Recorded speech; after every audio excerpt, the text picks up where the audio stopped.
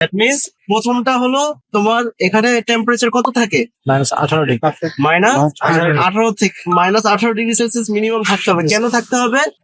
খাদ্য ভালো থাকে। খাদ্যদ্রব্য যেন যে ব্যাকটেরিয়া যেন আক্রমণ না করতে পারে। মানে হলো -18 ডিগ্রি সেন্টিগ্রেডে ব্যাকটেরিয়া সব উন্নত করেন। কি হয়? নিষ্ক্রিয় হয়ে যায়, ডিঅ্যাক্টিভ হয়ে যায়, ঠিক না? জি স্যার। তাহলে এই যে টিউবটা চারিদিক দিয়ে পেঁচানো, এই পেঁচানো টিউবটা চারিদিক দিয়ে কি করতেছে? তাপ শোষণ করতেছে। এই চারিদিক দিয়ে থাকার ফলে তোমার কি হয়? চারিদিক দিয়ে তাপটা শোষণ করতেছে। এটা কিন্তু একটা frost type refrigerator. Frost type refrigerator আর defrost type refrigerator both are same, but different is thermostat switch আর হলো হিটার। তুমি জিনিসটা বুঝতে পারছি? ভিতরে একটা হিটার থাকে, এই হিটারটা থাকে হলো তোমার ফ্রেশ ফুড কম্পার্টমেন্টে। আমরা ফ্রেশ ফুড কম্পার্টমেন্টের যে সেকেন্ডারি ইভাপোরেটরটা সেটা এখন কেটে দিই।